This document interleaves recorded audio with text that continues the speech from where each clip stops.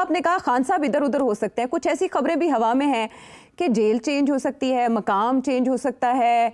उसकी वजह क्या होगी? उनके साहबजादे भी अमेरिका के विजिट पर हैं, वहाँ रिचर्ड ग्रेनेल से उनकी बड़ी अहम मुलाकात हुई, वो वहाँ मीटिंग्स और भी कर रहे हैं और पाकिस्तान उन्होंने आना है, तो क्या सूरत बनेगी? ये कनेक्ट कैसे हो रहे हैं डॉट्स? देखिए, मैं आपको एक बात बताऊं, ये मैंने पहले भी इशारा किया था, फिर वक्त आ गया इशारा करने का। और इशारे से ज्यादा नहीं कर सकता थी, तो डेफिनेटली गड़बड़ हो जाएगी। पीटीआई कामयाब हो गई है इसको एक इंटरनेशनल इशू बनाने में। ये we have to admit this. Right. PTI, international PTI ने बड़ी मेहनत की है, बड़ी भागदौड़ की है, बड़े पैसे लगाए हैं और कुछ कामयाब हो गए हैं to creating this as a human rights issue of a popular leader.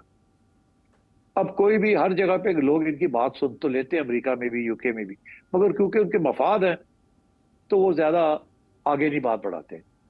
मगर पहले आपने देखा था कितने लोग अमेरिकन एडमिनिस्ट्रेशन में या कांग्रेस में खान के हक में बोल रहे थे जी। हर रोज कुछ ना कुछ हो रहा था और ऐसे लगता था जैसे कल इमरान खान की रिहाई है। मुझे अभी तक याद है इमरान खान की रिहाई के बारे में लोग यहाँ तक कह रहे थे कि अगले 15 दिन में हो रही है, 7 दिन में हो रही है। डोनाल्ड ट्रंप का फोन आ रहा है, बिल्कुल। बड़े बड़े सीनियर लतीफ एनालिस्ट ने ये खोसे बातें साहब, करी मुशाहिद थी हुसैन सैयद साहब और सब, और जी अभी फोन आएगा तो ये हो जाएगा। अब बात ये है कि जैसे ही डोनाल्ड ट्रंप पावर में आए, एक्चुअली प्रेसिडेंसी में पहुंचे हैं, वो सबको रोक दिया। कोई बयानबाजी नहीं होगी, इमरान की कोई बात नहीं करेगा। कांग्रेस के अंदर कुछ लोग हैं वो उनको नहीं रोक सकते, वो करते हैं, मगर पार्टी की तरफ से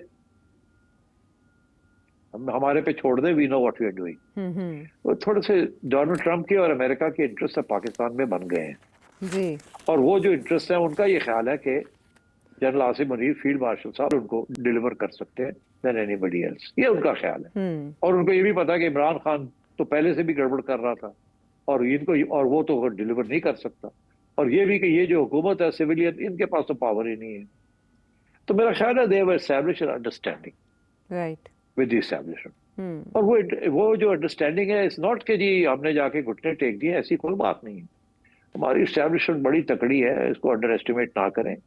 एस्टैब्लिशमेंट को पता है, उन्होंने पता नहीं कितने प्रेसिडेंट्स को डील की है। दिल तो बहुत है कि मैं आपसे जानूं 27वीं आईनी तरमीम जिसका आपने कहा कि उसमें रिलीफ मिल सकता है, चीज़ें अच्छी हो सकती हैं उसके लिए जो अभी जिनके लिए कड़ा वक्त है। उससे पहले 26वीं तरमीम आई थी तो तब भी आपने प्रेडिक्शन कर दी थी कि क्या हो सकता है और तब हुकूमत के लिए ऑल स्मूथ हो गया था। और अब 27वीं आईनी तरमीम ने क्योंकि पीटीआई के लिए कुछ आसान करना है, तो जी तो मेरा बहुत है कि मैं आपसे तफसील जानूं कि वो पैकेज क्या हो सकता है, रिलीफ पैकेज। लेकिन उसके लिए वक्त हमारे पास कम है, तो मैं ज़रा क्विकली चलूंगी उस सवाल की तरफ जो गुज़श्ता से रह गया कि इमरान खान साहब के 2 साहिबजादे वो अमेरिका के विजिट पर हैं। इससे पहले नॉन पॉलिटिकल रहे, उन्होंने कभी अपने ख्यालात को उस तरह से इजहार नहीं किया, लेकिन अब वो फुली एक्टिव हैं। पाकिस्तान उनका विजिट अनाउंस करती हैं अलीमा खानम साहिबा, लेकिन उससे पहले वो अमेरिका जाते हैं, तो क्या वो पाकिस्तान आते हुए कोई अच्छी खबर ला सकते हैं? मेरा नहीं ख्याल वो कोई अच्छी खबर लाएंगे। ये वहां गए हैं देखने के लिए पानी कितनी गर्म है, पानी कितना गहरा है पानी। अच्छा। अब इन्होंने सबसे पहली मीटिंग हुई है ग्रेनेल के साथ। ग्रेनेल वो साहब है जिन्होंने सबसे पहले इमरान के हक में ट्वीट करनी शुरू की थी, और एक नहीं 2-3 ट्वीट्स की। उसके बाद डोनाल्ड ट्रंप ने इसको कहा शट अप, और ये शट अप हो गया। अब बात यह है कि ये मिला है इनको, तस्वीर खींच ली, क्या इसने कोई उसके बाद बयान दिया है? उन्होंने सटल सा ट्वीट किया, बस इससे ज्यादा नहीं। इससे ज्यादा नहीं ना, इजाजत नहीं। अच्छा। और ये लड़कों को भी उसने बता दिया होगा कि हमारी ये मजबूरी है, आप जाएं, हम आपकी प्रोटेक्शन के लिए ये कर देंगे कि आपको गिरफ्तार वार नहीं किया जाएगा, मगर इससे ज्यादा हम नहीं कर सकते कुछ। हाँ, और हम मसले हैं हमारे लिए, तो उनको कुछ समझ आ जाएगी बात की। तो ये 1-2 और लोगों को मिलेंगे तो उनको समझ आ जाएगी कि पाकिस्तान में जब जहाँ आएंगे तो क्या यहाँ हो सकता है या क्या नहीं हो सकता। और मैं आपको बता दूं क्या हो सकता है और क्या नहीं हो सकता। ये यहाँ आएंगे, इनकी वो लोग इनको ले लेके फिरेंगे, मगर कोई खास अवामी जलसे शलसे कोई नहीं होंगे, और कोई खास इम्पैक्ट नहीं होगा, और ये 1-2 बयान देंगे और फिर वापस चले जाएंगे। दैट्स ऑल, इससे ज्यादा कुछ नहीं होगा। ओके। ये भी हो सकता है कि उनको शायद इजाजत भी दे दे मिलने की इमरान खान को, बट आई डोंट थिंक इसका कोई इम्पैक्ट नहीं होगा। अगर आप समझते हैं ना कि ये कोई लीड करेंगे, पॉलिटिक्स में हिस्सा लेंगे, नो, बिल्कुल ये सियासत में हिस्सा नहीं लेंगे। और जो कुछ होगा वो एक अंडरस्टैंडिंग के साथ होगा, ये भी आप कह रहे हैं? हाँ, अंडरस्टैंडिंग यही होगी, आ जाओ मगर गड़बड़ ना करना। ठीक ठीक है। ये केपी गवर्नमेंट की तरफ से एक एपीसी बुलाई गई जिसका केपी ऑपोजिशन ने बॉयकॉट कर दिया, तो उसमें सिर्फ और सिर्फ अली अमीन गंडापुर साहब ही मुखातिब हुए और उन्होंने बात करते हुए एक ऐसी गुट तालिबान के हवाले से कुछ ऐसी बातें की जिससे फेडरल के साथ उनका टकराव दिखाई दिया। और वो टकराव इस तरह वाजे हो गया कि मोहसिन नकवी साहब ने ट्वीट करके उनकी बातों का जवाब दिया। जो तंज अली अमीन गंडापुर साहब ने अपनी प्रेस कॉन्फ्रेंस में मोहसिन नकवी साहब या इसहाक डार साहब के ऊपर किए कि सूबाई हुकूमत के मामला वो नहीं चला सकते, मैं फैसले करूंगा, तो मोहसिन नकवी साहब ने फौरन जवाब दिया तुर्की ब तुर्की। ये पॉलिसी इख्तिलाफ तो बिल्कुल वाजे हो रहा है, इसका नतीजा क्या निकलेगा? इसका नतीजा ये निकलेगा कि जो मोहसिन नकवी साहब कहेंगे वही होगा, गंडापुर साहब जो कहेंगे वो नहीं होगा। इसका ये नतीजा निकलेगा। गंडापुर साहब जो है ना, वो उन्हें प्रॉब्लम है तालिबान के साथ, और जो मोहसिन नकवी साहब ने जो इशारा किया है वो ये है कि आप तो पैसे देते हैं तालिबान को कि आपकी पुलिस फोर्सेस को अटैक ना करें, आप तो ऑलरेडी कॉम्प्रोमाइज हैं, और इसी वजह से मसला हल नहीं हो रहा, because you are not ready to fight. और फेडरल गवर्नमेंट ने फैसला कर लिया है कि अब वो गुड तालिबान बैड तालिबान खत्म हो चुका है उनके लिए। तो ये सिर्फ गंडापुर साहब तो वही बात कर रहे हैं। अब मसला क्या हुआ, ये गुड तालिबान बैड तालिबान फिर से एक दफा क्यों ये उभरा जी? वो ऐसे हुआ कि जनरल फैज ने, इमरान खान ने जो उस वक्त फैसला किया था वो यही किया था, गुड तालिबान बैड तालिबान, और गुड तालिबान को इजाजत दे दी थी कि वो वापस आए और अपने फैमिलीज के साथ यहाँ रहें और अपने हथियार छोड़ दें। मगर उन्होंने कहा हम हथियार रखेंगे मगर हम गड़बड़ नहीं करेंगे। तो वो आए, अपनी फैमिलीज को लेके आ गए, फैमिली सेटल कर दी।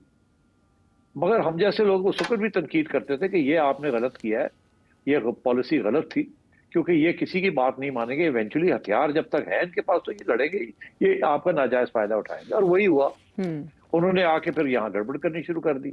और आते थे यहाँ कि हम अपनी फैमिलीज को मिलने आ रहे हैं, रहते थे वो अफगानिस्तान में, आते थे जाते थे। तो वो जो पॉलिसी थी वो गुड तालिबान वाली गवर्नमेंट की थी, वो फेल हो गई। अब गवर्नमेंट जो है अब तकड़ा, अब हार्ड लाइन ले रही है।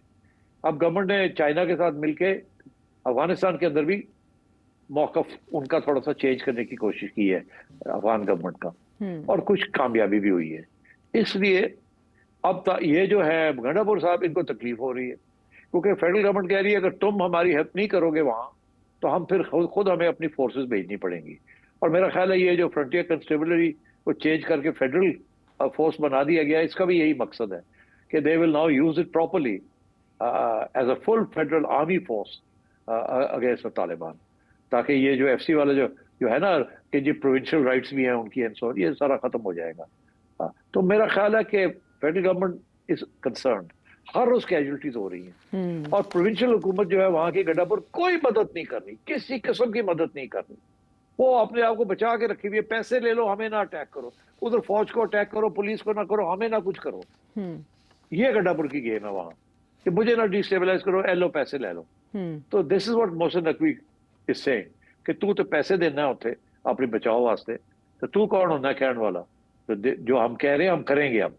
तो आई थिंक इस किस्म की बात चल रही है, और वो गंडापुर ये पैगाम दे रहा है और तालिबान को कि जी मैं तो आपको बचाने की कोशिश कर रहा हूं मगर मेरी बात सुनी नहीं जा रही। ये है सारी गेम।